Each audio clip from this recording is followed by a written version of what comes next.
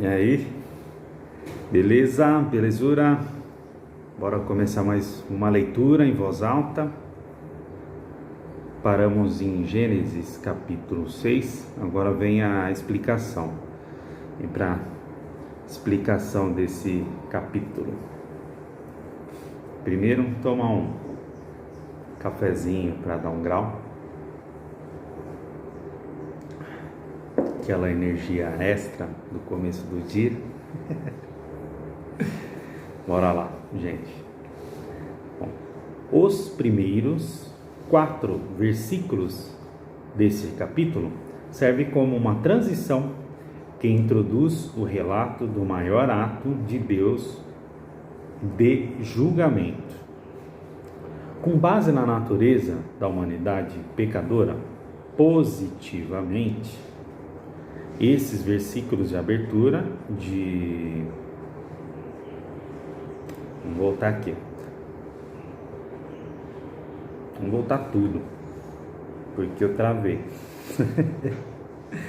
Os primeiros 4 versículos desse capítulo servem como a transição que introduz o relato do maior ato de Deus de julgamento, com base na natureza da humanidade pecadora. Positivamente, esses versículos de abertura demonstram a fidelidade da humanidade no cumprimento da ordem de Deus para multiplicar-se sobre a terra. Esta breve porção de Gênesis é uma das seções mais controversas de toda a Bíblia. Isso aí, cadê? Esta breve porção de Gênesis é uma das seções mais controversas de toda a Bíblia. Desacordos importantes cercam cada um desses versículos.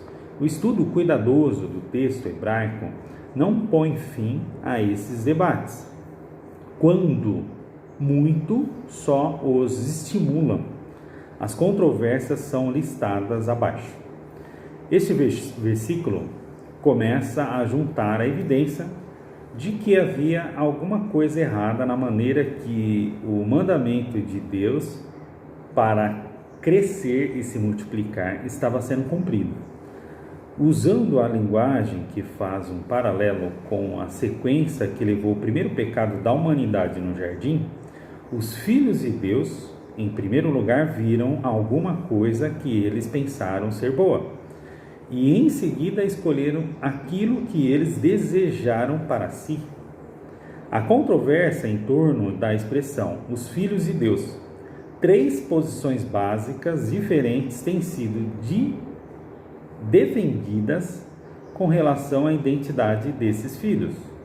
Eles têm sido estendidos como seres celestiais, uma antiga posição judaica, ainda hoje aceita por muitos, como reis ou homens de elevada posição social e como homens de piedosa linguagem familiar de Sete.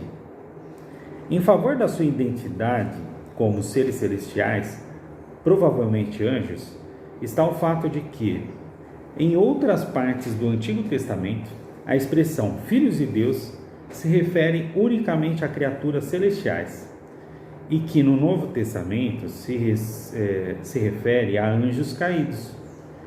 Aqueles que aceitam essa opinião sustentam que o pecado que motivou a ira de Deus nessa passagem foi a violação de Gênesis, capítulo 2, versículo 24, efetuada através das relações sexuais entre seres humanos e angélicos, resultando na criação dos Néfilins. Contudo, essa opinião tem as dificuldades. Por exemplo, Jesus indicou os anjos não se casam. Jesus indicou que os anjos não se casem. E Paulo usou a expressão filhos de Deus para se referir ao povo piedoso, não a anjos. A opinião de que os filhos de Deus são reis ou aristocratas é apoiada pelo fato de que a palavra hebraica comum de Deus é, às vezes, aplicada a pessoas que possuem grande poder social. Advogados dessa posição afirmam que as filhas dos homens eram pessoas de uma posição social mais inferior. Deste modo, a passagem é entendida como indicado a um possível abuso de mulheres das classes mais inferiores por parte dos homens de privilégio. Intérpretes que assumem esta opinião não necessariamente associam os Néfilins a esses casamentos. A terceira posição é a opinião mais popular entre os cristãos evangélicos. Ela entende que os filhos de Deus eram descendentes do piedoso Sete, enquanto as filhas dos homens eram descendentes do ímpio Caim. Admitindo-se que os descendentes de ambos mantiveram-se fiéis aos exemplos morais de seus respectivos antepassados, a união dessas duas linhagens espiritualmente incompatíveis estava em contradição com a vontade de Deus e resultava na total corrupção da humanidade representada pelos Néfilins. O significado desse versículo é um dos mais disputados na Bíblia. Diz ele respeito a Deus encurtando o tempo de vida da humanidade, ou a respeito de Deus estabelecendo um tempo para o dilúvio universal? Não há concordância geral quanto ao seu significado, e assim as várias traduções da Bíblia refletem os diferentes pontos de vista dos tradutores com relação à referência ao Espírito. Alguns entendem que a palavra hebraica se refere à força animadora presente nos seres vivos, e assim traduzem como Espírito, enquanto outros entendem que ela se refere ao Espírito Santo.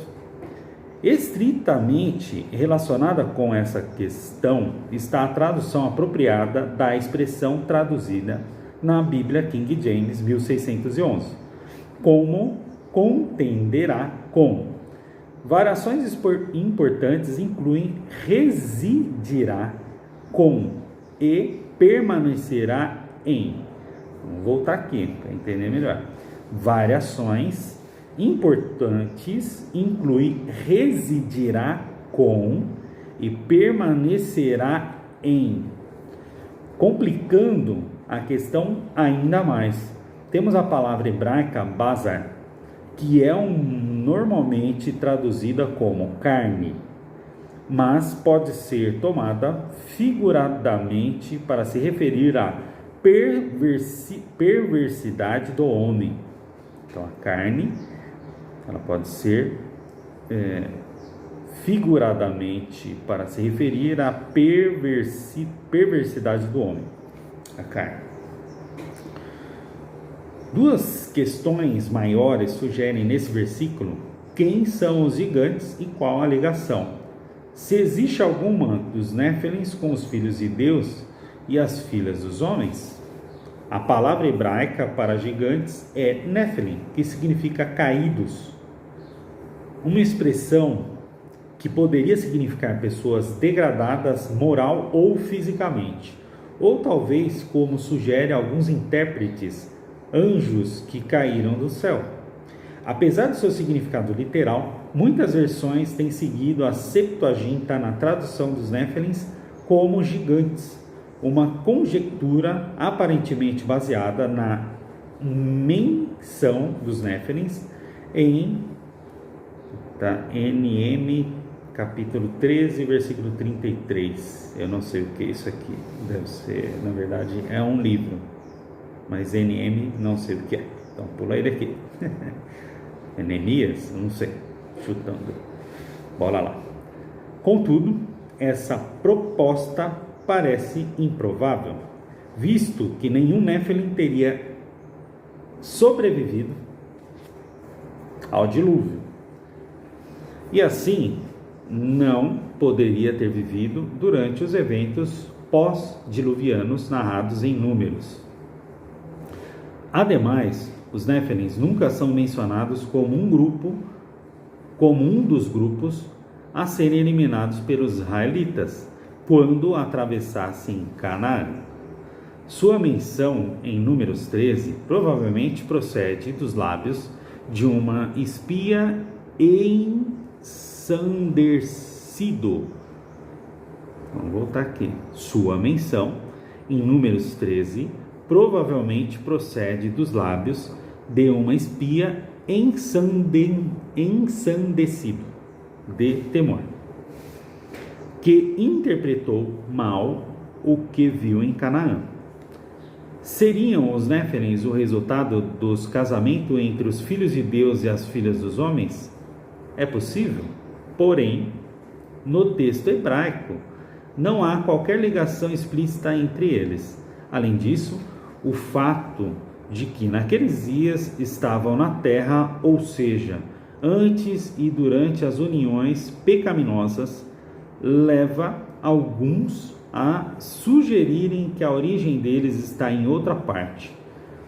Qualquer que seja sua linhagem, como homens poderosos e homens de renome, eles exerceram um papel importante na sociedade pré-diluviana.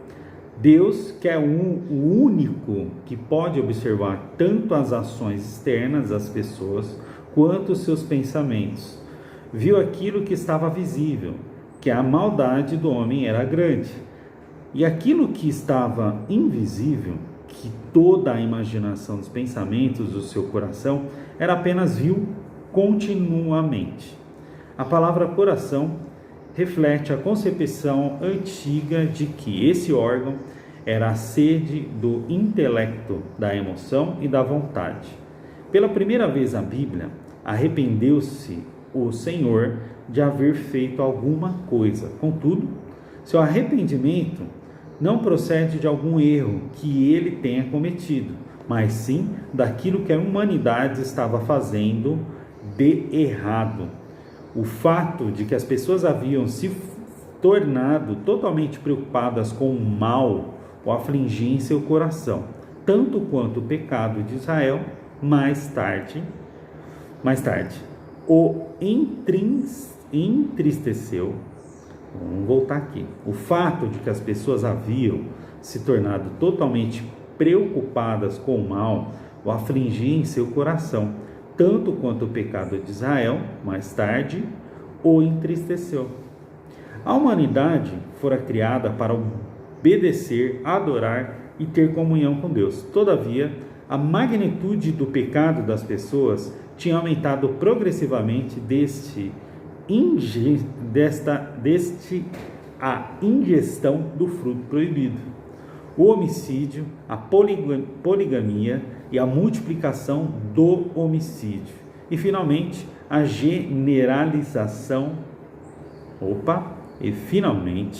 generalizada preocupação com o mal. A paciência de Deus tinha chegado ao fim, e a maldição pronunciada contra Adão seria agora amplificada em um ato singular e catastrófico, uma vez que a humanidade era o ápice da criação de Deus. A eliminação das pessoas excluía toda a necessidade de um sistema ecológico e de apoio que a sustentava. Portanto, era conveniente fazer desaparecer o mal e a coisa rastejante e as aves do céu também. Assim como o pecado de Adão o fez perder o jardim do Éden, e o pecado de Caim impediu de lavrar o solo. Os pecados da humanidade a fariam perder a terra. Esse contraste com o restante da humanidade antecipa o destino contrastante de Noé. A palavra graça significa bênção e merecida, concedida por um poderoso a alguém que é menos poderoso. Então, a palavra graça significa bênção imerecida, concedida por um ser poderoso a alguém que é menos poderoso, Deus. Tá? Isso não é totalmente Deus. A salvação de Noé não foi ganha por méritos. No entanto, sua vida demonstrou que ele possuía fé salvadora. Existe um trocadilho em hebraico entre a palavra Noé e graça, pois ambas possuem as mesmas duas consoantes, apesar de as usarem na ordem inversa. As gerações de Noé é a terceira de 11 seções de Toled em Gênesis. Nesses dois versículos, 3 formas diferentes do verbo corromper são usadas para descrever aquilo que a humanidade havia feito a si mesma e ao mundo nos dias de Noé. A palavra hebraica traduzida como corromper significa arruinar, destruir. Pela primeira vez na Bíblia, mas de modo algum a última, Deus é descrito expressando a uma pessoa quais as suas intenções para os outros indivíduos. Dessa maneira, Noé é estabelecido como um profeta, um papel que ele havia de cumprir com fidelidade. Como indicado primeiro em Gênesis, capítulo 6, versículos 5 ao 7, Deus daria um fim a toda a carne. Do seu pecado, contudo, o julgamento não seria limitado às pessoas. Contudo, o julgamento não seria limitado às pessoas. Deus também destruiria a terra, lamentavelmente. Uma das vítimas do pecado humano é a terra no qual vivemos.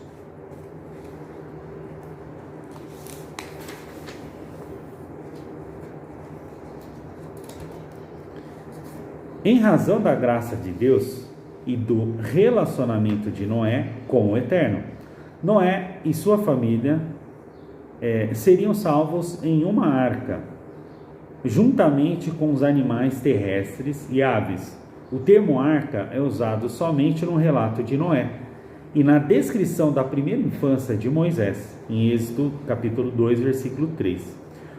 Como usado na Bíblia, ela se refere a uma embarcação à prova d'água, usada para preservar a vida humana de um iminente desastre. Gopher é a transliteração de uma palavra hebraica cujo o significado é desconhecido. Madeira de gopher pode ser o pino ou o cipreste. Noé deveria fazer a arca retangular e o formato de uma barcaça, de comprimento 6 vezes maior do que sua largura e de comprimento 10 vezes maior de sua altura. Essas proporções têm sido usadas há séculos para a produção de embarcações adequadas para o alto mar. No texto hebraico, as medidas são expressas em côvados, e um côvado era a medida desse cotovelo de uma pessoa até a ponta do seu dedo médio, totalmente estendido, cerca de 45 centímetros. O comprimento de 300 côvados da barca, de 135 metros, fez a arca a maior barco construída nos tempos antigos.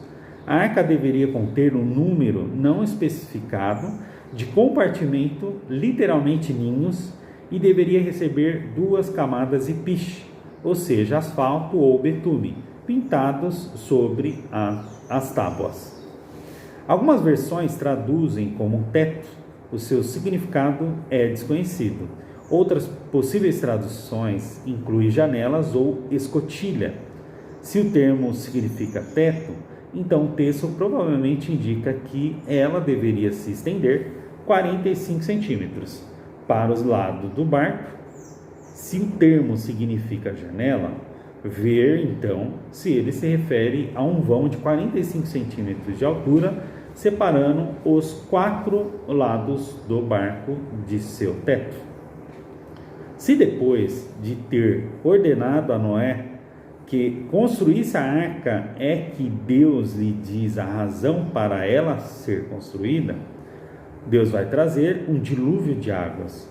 um termo usado somente em conexão com o maciço dilúvio, que a tudo destrói dos dias de Noé. Toda coisa que está na terra morrerá. A linguagem bíblica aqui e os outros lugares de Gênesis, capítulo 6, versículo 8, muito naturalmente indica que o dilúvio de Noé cobriu todo o globo. O apóstolo Pedro parece afirmar isto, que o dilúvio foi global, tem sido o entendimento cristão dominante por toda a história e permanece assim até o dia de hoje. Defensores dessa visão oferecem modelos para explicar o impacto do dilúvio sobre a coluna geológica. Estes também tratam das questões tais como a quantidade de água necessária para o dilúvio cobrir todo o globo. Se a geografia hoje reflete a geografia pré-diluviana, os cientistas estimam que a Terra precisaria de uma quantidade 4 vezes maior à quantidade atual de água para o dilúvio cobrir as montanhas mais altas. Gênesis capítulo 7, versículo 19 a 20. Sob essa perspectiva, alguns defensores de um dilúvio global têm sugerido que a geografia pré-diluviana diferia da geografia atual. Especificamente, eles sugerem que a paisagem da Terra era mais achatada na era pré-diluviana, enriquecendo assim menos água para inundar, e que o violento dilúvio criou muito das características geográficas e geológicas. Outros assumem que a abordagem diferente sugerida, que o dilúvio de fato requeriu uma maior quantidade de água do que da que agora está presente na Terra, e que por um mecanismo desconhecido, a quantidade de água da Terra foi grandemente diminuída após o dilúvio. Citada a explicação, vamos dar continuidade aqui porque o vídeo travou. Rapaz, o vídeo está grande hoje, hein? Tá bitelo. Bora lá. Citando a explicação flexível de alguns termos usados para a descrição do dilúvio, traduzido como toda a terra mas legitimamente pode se referir a áreas limitadas à terra. A inclusão de detalhes poderiam indicar um dilúvio regional.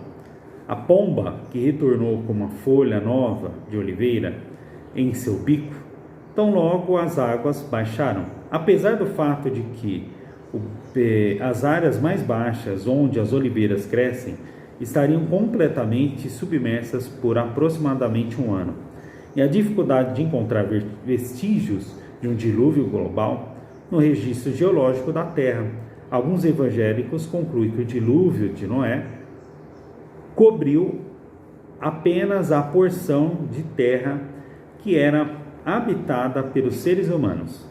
Nessa visão, o dilúvio consumiu todos os seres humanos, com exceção das pessoas da Arca de Noé, mas precisou cobrir todo o globo para exterminar a população. O termo pacto refere-se a um acordo formal que compromete as duas partes envolvidas no pacto, uma espécie de tratado, convênio ou contrato. A preservação de Noé, efetuada por Deus, indica que a rede ecológica de apoio dos animais ainda seria necessária. Consequentemente, Noé deveria trazer para dentro da arca um macho e uma fêmea de cada um dos seres vivos. Representantes de toda espécie vulneráveis deveriam ser preservados. Noé não teria que sair em safaris para reunir vários animais. Eles haveriam de vir até ele para que, por meio do patriarca, fossem conservados vivos. E pelo menos 3 outras ocasiões na Bíblia, Deus dirigiu animais para virem até as pessoas. Como outros homens valentes da Bíblia haveriam de fazer os tempos posteriores, Moisés e Arão, os filhos de Arão, Josué e Gibeão, Samuel, Davi e Elias, assim fez Noé, segundo tudo que Deus lhe ordenou, assim ele fez. Uma quantidade indeterminada de tempo se passou para esse versículo, e as perícopes anteriores nesse capítulo, certamente a construção da arca foi o longo empreendimento. Bom, é isso aí, a gente conclui aqui o Gênesis capítulo 6, a explicação. Então, até comprida essa leitura de Gênesis, legal, bem detalhadinho. E amanhã a gente tem a continuação aqui, que é em Gênesis 7.